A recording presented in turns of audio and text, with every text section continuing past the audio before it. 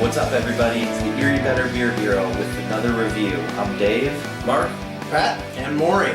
Today we're doing a little side-by-side review from Fremont Brewing Company out of Seattle, Washington. This is their Abominable Winter Ale, and this is the Bourbon Barrel Aged one. And these are both from last year, so they both have a year of age on them. Mm-hmm. And we're going to get into them, let you know what we think here. Start with the aroma on the regular, you think? Yeah. Well, it smells chocolatey. It does. You know what I mean? It has that cocoa. I was reading on the side of the bottle, it is brewed with some chocolate malts. Well, they come through in a big way. I think overall it's kind of tame. It is, aroma, yeah. but I do get, like you said, Yeah. chocolate malts, There's a mild fruitiness to it. a little dark fruit. Man, it's almost like Really dark spice. fruits, like dates. little Figs. graininess almost. It smells, although I do agree with you that the nose is kind of mild, it smells like it's going to be a rich beer. Though. Yeah. You know? Let's check the The bourbon barrel version, age. the B-bomb.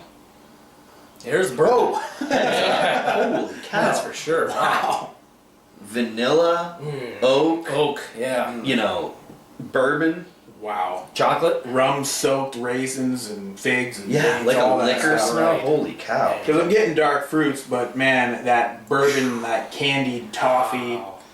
In fact, that chocolate's hard to detect in In this. the barrel, yeah, it sure like the is, yeah. vanilla from the barrel It's more of takes the oak over. and vanilla, yeah. Yeah, I get tons of oak and vanilla on that. Smells awesome. Yeah, it does. This is not a tame aroma. No, No, for sure. no, this is like in your face Yeah. aroma.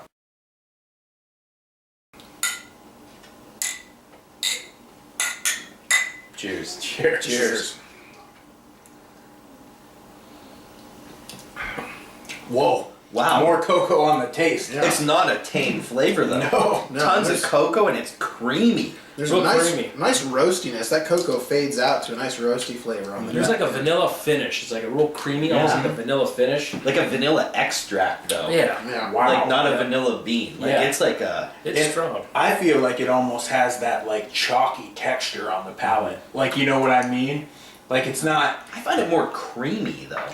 Yeah. Than chalky. I feel like it, like almost like as if there's some sediment in there. Like there's some substance. Like it's not pure liquid. The stretch. Cheers. Cheers. Cheers, guys.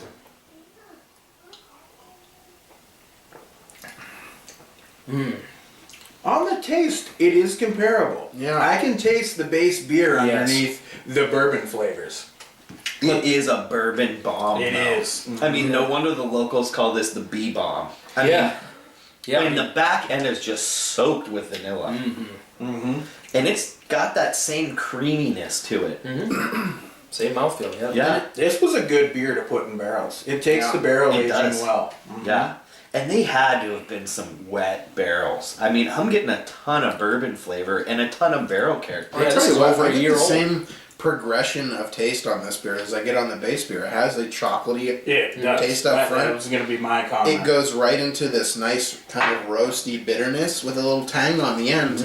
But throughout the whole thing now, You there's got just bourbon. a layer Yes. of bourbon added on Right, top of yeah. it. A good thick layer of bourbon. Yep. Yes. But I agree with you, Pat. That's what I was going to say next is I get the chocolate malt flavor Yeah. big time on Yes, this. I do yeah, too. I really do. It's the whole mid palate is all chocolate. I think I get some bourbon up front. I get a big, burst from the base beer right in the middle, and then the end is just this creamy vanilla Yeah. flavor. This is just a little bit sweeter.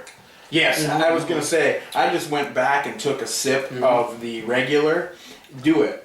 It's far less sweet now.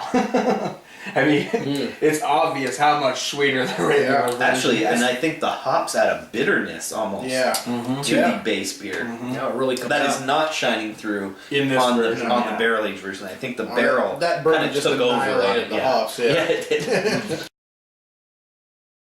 I'm gonna go with a 3.75 on this one. I really like it. It is way above average. It's got a good flavor profile. 3.75 on the bourbon barrel aged version. I like it quite a bit more. I'm gonna go with a 4.25 on the bourbon barrel version. Okay, I'm going to agree 100%. I was thinking the same thing. Yeah, this is more like to me, it's almost like a brown ale with a little bit of spice, a little bit of hoppiness to it. Delicious. I'll give it a 3.75. And the bourbon just excels this. I mean, it knocks it up. It almost turns it into a stout, with like a barrel-aged stout. Now, this is exceptional. I'll give it a good 4.25. All right, for the regular Abominable, I'm actually going to give it a 4 out of 5. This beer obviously took even aging in the bottle in a cellar very well. Yeah, it did. I think I can tell that it toned the hops down a bit, but a really tasty progression from the chocolate into the roasty malts on the back end. So I'm going to give that a 4. And I'm going to also give the barrel-aged version a 4.25 out of 5. For a barrel-aged beer, it's tasty. You can still identify the base beer. It didn't overwhelm it. Solid beer. All right, I think I'm also going to give the regular a 4. After tasting it, after drinking the barrel-aged version, I kind of wanted to knock it down to a 3.75, but then I didn't think that was fair because I initially thought I really enjoyed the chocolate malt flavor. So I'm sticking with my original gut feeling. When I first sipped it, I'm going 4 here and also a 4.25. I think this was a great candidate for aging, and it's a fantastic beer. Absolutely. Till next time, guys. Cheers.